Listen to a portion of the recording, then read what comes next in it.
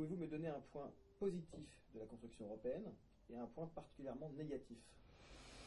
C'est-à-dire, des points positifs, il y en a eu au moment où la construction européenne n'était pas l'Union européenne. Je pense par exemple à des projets comme Airbus ou comme Ariane, qui en réalité étaient des coopérations entre nations européennes, mais pas des projets de l'Union européenne. L'échange d'étudiants comme Erasmus est un concept qui fonctionne correctement, qui est très positif, mais qui pourrait parfaitement s'organiser également entre nations souveraines. Les points négatifs sont en revanche légion. L'Union européenne s'est construite d'abord contre la souveraineté des peuples, contre leur liberté. En réalité, on nous impose des règles, des directives qui vont à l'encontre des intérêts de nos peuples et de nos pays. Cette monnaie unique, l'euro, qui en réalité est un obstacle majeur à la compétitivité, qui nous empêche d'adapter nos économies, notre politique monétaire à nos économies, et donc qui a laissé derrière lui un véritable champ de ruines sur le plan de l'agriculture, sur le plan de l'industrie. C'est un point terriblement négatif. La primauté du droit européen sur le droit national, car soit nous sommes dans des démocraties et ce sont les peuples qui décident pour eux-mêmes, soit nous ne sommes plus dans une démocratie, nous sommes dans une oligarchie, et à ce moment-là c'est une élite qui décide pour le peuple, et même parfois, il faut bien le dire, pour l'Union européenne, contre le peuple. Ceci est évidemment, à mon sens, totalement inadmissible. Le refus du protectionnisme qui permettrait d'éviter la concurrence internationale déloyale des pays émergents est un point très négatif de l'Union européenne. Et puis enfin, s'il faut limiter, car il y aurait beaucoup à dire, les frontières. Si nous sommes des peuples libres, alors nous avons des frontières et nous avons la maîtrise de nos frontières. L'Union européenne nous a vendu une protection aux frontières, elle ne l'a pas mise en œuvre. Aujourd'hui, nous sommes les victimes d'une immigration sauvage, d'une immigration massive. L'Europe est une véritable passoire et nous n'avons plus la liberté de décider qui entre et qui se maintient sur notre territoire, avec toutes les conséquences financières, mais également les conséquences sociales de cette situation. Pas une nouvelle perte ou un nouveau risque de perte de souveraineté des nations? Mais évidemment. D'ailleurs, chaque avancée de l'Union européenne est une perte de liberté et de souveraineté pour les peuples européens. Bon. J'ai l'habitude de dire que, à mon sens, l'Union européenne, c'est l'Union soviétique européenne. C'est-à-dire que on met un ministre, on veut un ministre de l'économie, on veut un ministre des affaires étrangères européen, mais tout ça c'est au détriment de la liberté des pays qui appartiennent à l'Union européenne. On l'a vu par le passé. En matière de politique internationale, des pays de l'Union européenne ont été en très forte divergence les uns avec les autres. Quelle voie unique pourrions-nous porter? Sauf à, encore une fois, se voir imposer un positionnement unique. Moi, je suis le défenseur des libertés en France, je suis le défenseur de la souveraineté du peuple. Par conséquent, tout ce qui contribue à retirer au peuple français une once de souveraineté pour la transférer à des technocrates, car il s'agit de cela, à des anciens salariés de Goldman Sachs, eh bien, tout ce qui contribue à cela me trouvera sur son chemin. Et en fait, on trouve une certaine incompatibilité une fois que ceci doit se mettre d'accord. Mais tout simplement parce que les pays ont des intérêts divergents.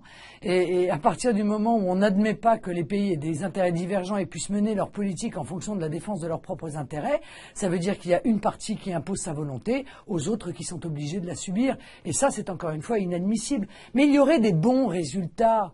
On pourrait se dire... Après tout, les peuples pourraient décider d'abandonner une partie de leur liberté en contrepartie de plus d'emplois, de plus de sécurité, mais ça n'est pas le cas. Objectivement, si l'on met un plateau de la justice, on s'aperçoit que l'Union européenne n'a apporté que des inconvénients à nos pays.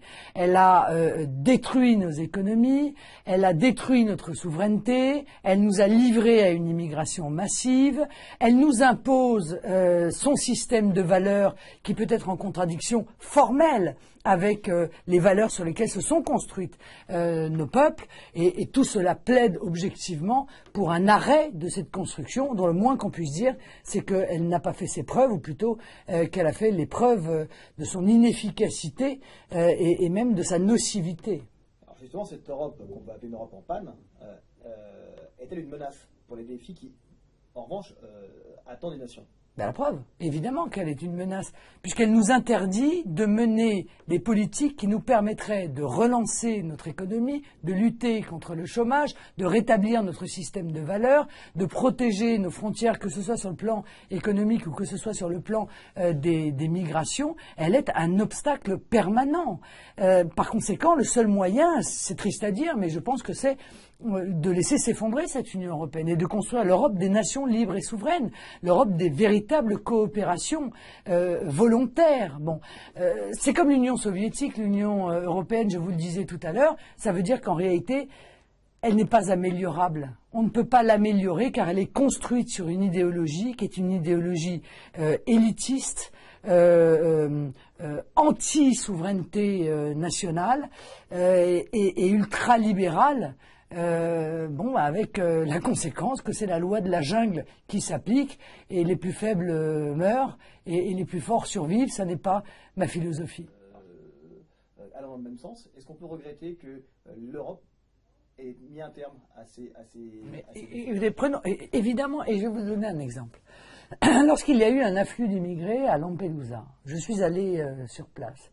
Tout à fait évidemment, face à l'afflux d'immigrés d'hier, mais peut-être de demain, car les bouleversements dans les pays du Maghreb, mais aussi les bouleversements en Libye, en Syrie, peuvent entraîner une arrivée massive. Il est évident que dans ces conditions-là, un accord bilatéral ou trilatéral d'ailleurs avec l'Espagne, la France et l'Italie serait parfaitement à même de pouvoir protéger nos frontières maritimes. Est-ce que vous croyez très honnêtement que les pays du Nord de l'Union européenne se sentent concernés par l'afflux d'immigrés à Lampedusa? Ben non. Et comme ils ne sont pas concernés, ben ils n'entendent absolument pas prendre de décision. Et par conséquent, eh bien, ils nous empêchent, non seulement ils ne prennent pas de décision, mais ils nous empêchent de prendre des décisions pour préserver nos propres intérêts. Dernière question, si vous deveniez président de la Commission européenne, quelles sont les mesures que vous prendriez prioritaires? Ça ne risque pas d'arriver, car je crois que la Commission européenne, c'est vraiment le summum, je veux dire, de la construction technocratique que je combats. Je pense encore une fois que le seul souverain dans chacun des pays, c'est le peuple. Par conséquent, c'est lui qui doit s'exprimer au travers de celui qu'il a élu pour diriger le pays. Donc la Commission européenne, c'est vraiment la structure dont, à mon avis, il faut envisager la disparition immédiate, qui n'a aucune légitimité. Ça peut pas être la première des décisions d'une présidente, c'est la dissolution de la Commission européenne. Oui, une présidente seule ne peut pas décider de la dissolution de la Commission européenne, mais je crois, hélas d'ailleurs, que l'Union européenne s'effondrera peut-être dans le fracas, alors qu'il serait beaucoup plus raisonnable, comme l'euro d'ailleurs, de la déconstruire de manière réfléchie, de manière organisée, de manière concertée, tenant compte, encore une fois, du bilan profondément négatif qui est le sien. Abandonnons quelque chose qui ne marche pas et puis reconstruisons une Europe des nations, une Europe, encore une fois, de la coopération, une Europe de la discussion et une Europe qui permette à chacun des pays de défendre leur intérêt national. Et la coopération entre la France et l'Italie, c'est quelque chose qui a existé il y a 2000 ans, qui n'a jamais fini d'exister et qui a... Bien sûr. Mais évidemment, moi je tiens beaucoup à cette coopération entre la France et l'Italie et j'ai été, je crois, peut-être la première, avant même que les mesures d'austérité ne frappent l'Italie, à prévenir l'Italie de ce qui était préparé dans le cadre de la Commission. Les Italiens souffrent beaucoup.